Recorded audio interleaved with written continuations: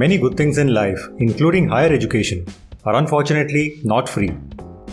The cost of maintaining and successfully running a world-class university can be very high. Providing free education to every student may sound like a noble idea, but in practical terms, it can mean academic and administrative suicide for most universities, including those with huge endowments. So how does one ensure that the cost of studying abroad does not kill the higher education dreams of bright international students? The solution to the nightmare comes in the form of various means of funding aimed at helping graduate students to pursue their degree. The options include different kinds of financial assistance, with or without a clause of repayment attached to it. In this video, we'll talk about how to fund your education abroad, covering all the basics of study abroad financing. Stick with us till the end of the video, as the time you spend on this one could save you a lot of money.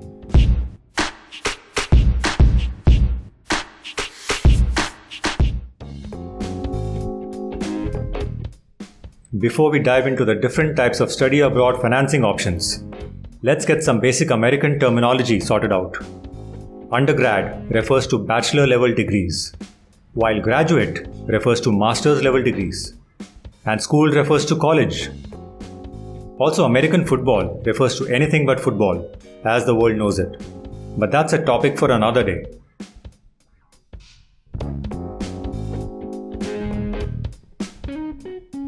Unlike undergraduate programs where this option is relatively uncommon, graduate schools may provide full or partial tuition fee waiver to many students. These can be in the form of tuition support from the graduate school, paid directly to a student upon acceptance of admission. Or it could be the more common graduate teaching assistantship and graduate research assistantship, where the school provides a partial or full tuition fee waiver, while the student pays just a nominal fee required for registration each semester. This fee usually includes the facilities fee, medical fees, and a few other payments. In exchange, students are required to perform certain work duties.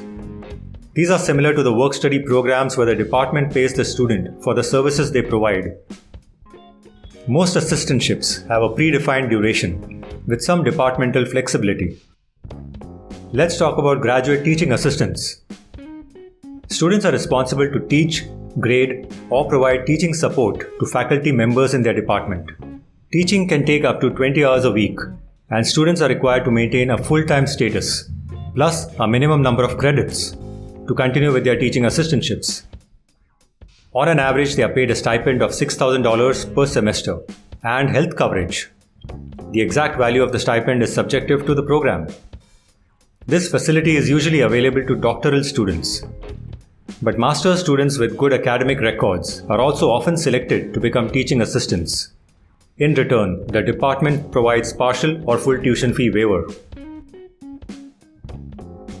For graduate research assistants, students are involved in research activities in their field of study and under the guidance of a full-time faculty member. They are paid a stipend and health insurance. For this option, the source of funding comes from the grants received by the supervising faculty member. Other forms of full tuition waivers can also be obtained upon qualifying for different on-campus opportunities such as graduate teaching fellow, instructional assistant, and others. For more information on this, visit the individual university pages. Let's talk about education loans. While most doctoral students are able to secure partial to full tuition waiver, a majority of master's students are not offered an assistantship, at least to begin with. With professional master's courses having a price tag of over $30,000, excluding living costs and health insurance, borrowing from external sources is often the only funding option. That is exactly why student loans have become so popular. Many international private lenders have jumped in to create a business out of this necessity. The most common practice still involves borrowing from a bank in one's parent country. In India, for instance, student loans for a foreign degree are offered at favorable interest rates. In the United States, federal loans are available to graduate students of US origin. Most of these student loans, except for Stafford, usually have a grace period before students are liable to begin repayment. This grace period covers the period of study in addition to a few months specific to the loan. This allows students the time to find employment. Student loans also get some relief in taxes. However, the current status of student loans in the US is pretty bad. Data indicates that many graduates are unable to repay their education loan. On an average, defaulters have over $35,000 in unpaid loan amount. Which is why you need to evaluate your future earning potential and have a backup plan for student loan repayment before taking up any student loan. With all the uncertainties international students face on the job front, it's important to be cautious with education loans. Don't take up a loan amount that you're not confident of being able to repay. And also, don't look at it as easy money. Your neck is on the line till you pay the final dollar. Let's move on to scholarships and fellowships. Students have the option of applying for scholarships offered by the department, university, charitable institutions, government, or by companies and organizations who recognize talent and are eager to nurture it. These scholarships can cover partial to full tuition. Some even offer living expenses and a nominal stipend.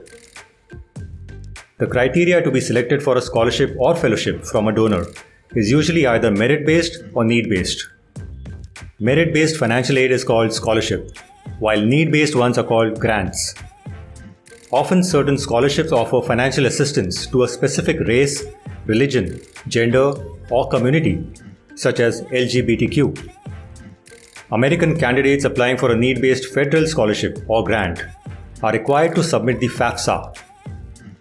Other custom fellowships are often granted to the more mature graduate students with qualifying qualities as per the fellowship. For instance, final year PhD students in many universities can apply for a dissertation completion fellowship to allow a steady source of income in case the funds from other sources dry up. Scholarships are by far the most popular funding option that applicants working with MBA Crystal Ball rely on.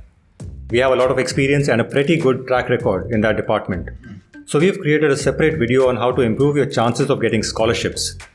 Check it out after this one.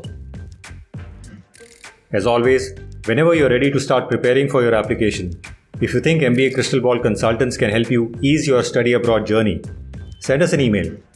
Good luck.